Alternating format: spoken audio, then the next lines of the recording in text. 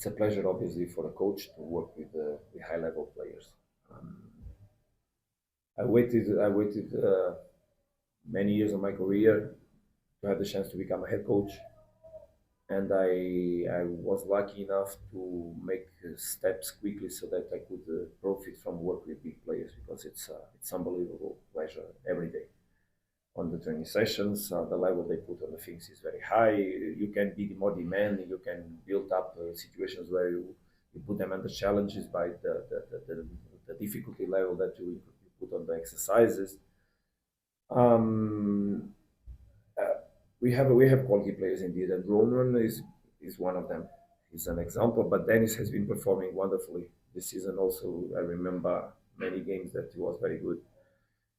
So Roman making this kind of play gives us the opportunity to press to make the defenses understand that they cannot be very high on the pitch because we can use that back quite clearly, also from the goalkeeper. We have players that can also demand balls on that spaces. So it's not really something that we work on, but it's something that we highlight when we have the chances to make them understand where is positioning the opponent's defense. Is it high? Is it low? How do which spaces are there on the pitch that we can use? So basically, they know what we want. It's capacity to interpret the moments, to read the moments, to read what's happening.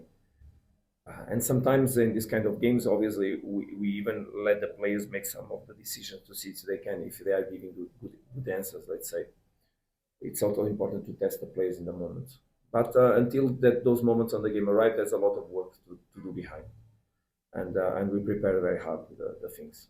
It's very difficult to prepare a game in 2 days. Now we have to prepare next one again in 2 days. When the players mostly we should release them even mentally because mental fatigue is very very tough.